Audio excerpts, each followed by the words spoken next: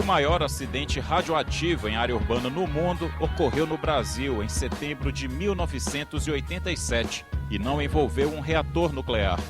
2 amigos encontraram um aparelho hospitalar em uma clínica médica abandonada na cidade de Goiânia e abriram o compartimento de chumbo para ver o que estava guardado ali. Encontraram um pó branco que emitia uma luz azul no escuro e que era, na verdade, um isótopo radioativo do césio, o césio-137. Oficialmente, 4 pessoas morreram por exposição, mas o número de vítimas contaminadas ainda gera discussão após esses 23 anos. O governo federal reconhece 120 pessoas contaminadas. O governo de Goiás, porém, contabiliza 10 vezes mais, 1.032. Quantas pessoas, na verdade, sofreram os efeitos indiretos nesse acidente, parece-nos que permanecerá uma incógnita. 14 toneladas de lixo nuclear foram colocadas em um depósito subterrâneo na cidade de Abadia, no interior de Goiás, e deverão ficar isoladas por 180 anos. A tragédia comoveu o Brasil e 24 anos depois, as vítimas ainda enfrentam dificuldades. Outro aspecto que nós não resolvemos é a questão da pensão federal a essas vítimas. Existem 440 usinas em funcionamento no mundo. A energia atômica gera 17% do total energético consumido no planeta e é importante para o abastecimento de países como Estados Unidos, França, Reino Unido e Japão. Potências emergentes como China e Índia também investem no desenvolvimento de usinas termonucleares. Mais 62 delas estão sendo construídas atualmente, uma no Brasil. Mas alguns países já estão realizando um corte de grande proporção nos programas nucleares. É o caso da Alemanha. 8 das 17 usinas nucleares alemãs foram desativadas este ano. E o governo prometeu fechar mais 6 em 2021. A decisão foi tomada pouco tempo depois do acidente de Fukushima. Em junho deste ano, a população da Itália votou em um referendo sobre a reativação do programa atômico do país, suspenso em 1987, depois do desastre de Chernobyl. 95% dos italianos foram contrários à retomada. A Câmara Baixa do Parlamento da Suíça também decidiu desligar os 5 reatores do país até 2034. Já os governos da França e da Inglaterra optaram por manter os reatores ligados. O diretor do COP, Instituto de Pós-Graduação e Pesquisa da UFRJ, defende esse tipo de iniciativa. Luiz Pinguelli Rosa acredita que o Brasil não deve priorizar a construção de novos reatores. Eu acho melhor parar para pensar para o acompanhamento da tecnologia, da evolução da tecnologia, porque não há pressa no Brasil para fazer esses 4 reatores. O drama de Fukushima fez com que o impasse entre entusiastas e detratores da energia atômica chegasse ao Congresso Nacional. Autoridades do setor e alguns dos maiores cientistas do país participaram do debate. No plenário do Senado, os riscos do uso indevido da energia baseada na fissão do átomo foram lembrados.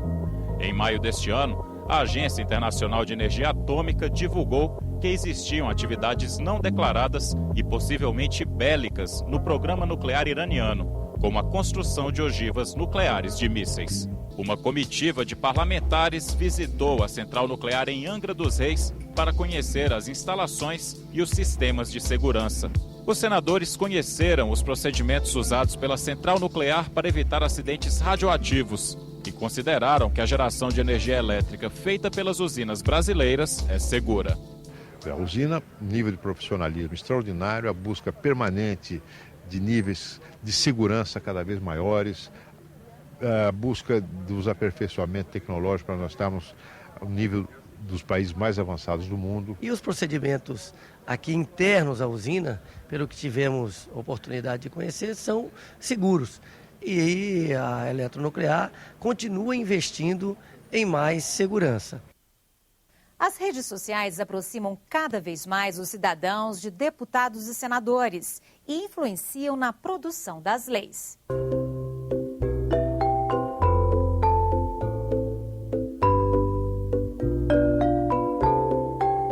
Daphne tem 2 meses de vida. Ela fez o teste da orelhinha, um exame que descobre problemas auditivos nos recém-nascidos. Tá tudo bem com a audição do bebê. Todas as estruturas que esse equipamento é capaz de avaliar estão íntegras. Quando foi fazer, eu fiquei com medo de alguma coisa, mas só que depois que eu soube do resultado, estou bem aliviada. Hoje, o teste da orelhinha é obrigatório em todas as maternidades públicas do Brasil, mas garantir esse direito foi uma luta. Tudo começou em 1997, quando o senador Inácio Arruda ainda era deputado e apresentou o projeto, a partir da experiência com amigos surdos e mudos que teve na infância.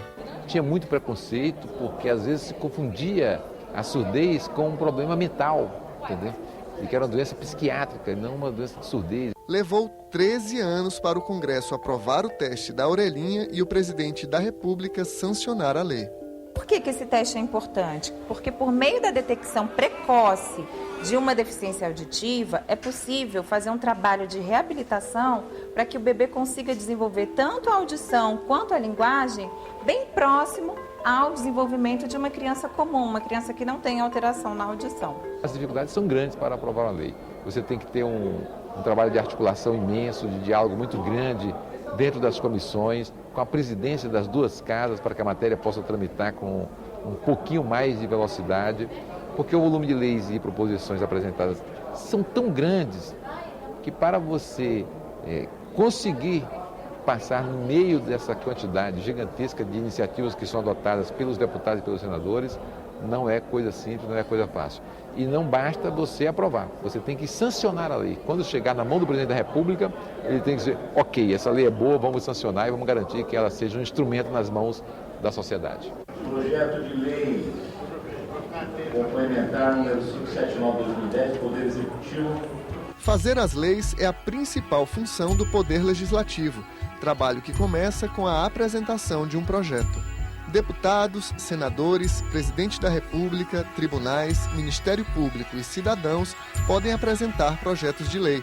A maioria das propostas começa na Câmara, onde o texto é distribuído para as comissões. São grupos temáticos de parlamentares que debatem assuntos específicos, como segurança, saúde e educação. Caso seja aprovada em cada uma das comissões, a matéria segue para o plenário. Se passar pelo crivo dos deputados, vai então para o Senado. E aí começa tudo outra vez. Análise nas comissões e no plenário da chamada Casa Revisora. Mas se os senadores mudarem o texto original, a matéria retorna à Câmara, que dá a palavra final do Poder Legislativo. Com a aprovação, a proposta vai para a sanção do presidente da República. Foi esse o caminho do teste da orelhinha. O que torna mais complexa a tramitação é que mesmo um projeto de lei ordinária não se esgota em apenas uma das casas. Ele passa por essas etapas no Senado, sendo um projeto de iniciativa de senador, e depois tem que passar por esses procedimentos também lá na Câmara dos Deputados e vice-versa. Isso porque o Poder Legislativo brasileiro é bicameral. O modelo é semelhante ao que existe na Inglaterra, nos Estados Unidos e na França, onde Câmara e Senado se complementam para aprovar as leis.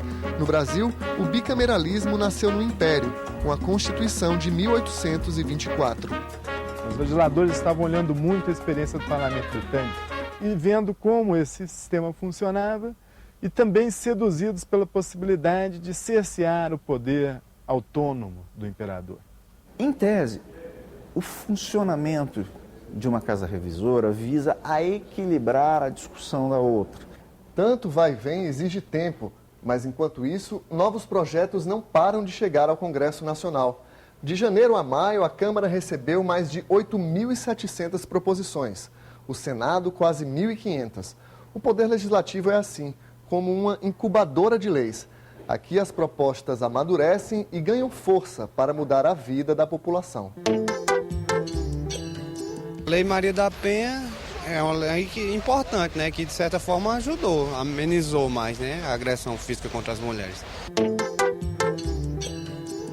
A lei seca, que eu acho que causou um impacto muito grande aqui na sociedade, a última lei aprovada recentemente. E o cidadão também pode propor leis. As comissões de legislação participativa da Câmara e do Senado recebem sugestões da sociedade. Outra alternativa são os projetos de iniciativa popular. iniciativas de leis populares, como ficha limpa, os plebiscitos e os referendos, são dispositivos constitucionais que permitem a participação da sociedade. Uma discussão que nós estamos fazendo de permitir que as propostas de iniciativa popular que são apresentadas na Câmara e que precisam ser recolhidas assinaturas dos cidadãos para a sua apresentação poderão ser feitas também pela internet. Qual é a perspectiva, então, que se vê em termos de democracia, em termos de futuro, que no mundo inteiro se discute? É que nós estamos marchando para a democracia direta, quer dizer, aquela que o cidadão vota, ele não mais em representantes, mas ele mesmo é o representante de si mesmo. Ele vota, então, nas decisões que vão ter que tomar.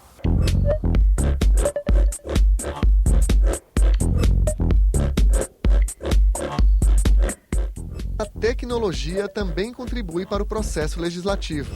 Mensagens eletrônicas servem de inspiração para deputados e senadores apresentarem projetos de lei. Nós estimulamos essa possibilidade de crítica e autocrítica, né? Essa necessidade de estar, inclusive, encontrando na opinião pública a caixa de ressonância para que a gente acerte mais e corrija, inclusive, erros que a gente possa ter no percurso. Um vínculo que nós temos que manter durante o exercício do mandato, e o Twitter tem esse condão. São mensagens curtas, rápidas e que possibilitam uma troca constante com os cidadãos. A interação com os tuiteiros é interessante, isso se amplia a cada momento. E o Twitter repercute na mídia independente do meu estado e do país.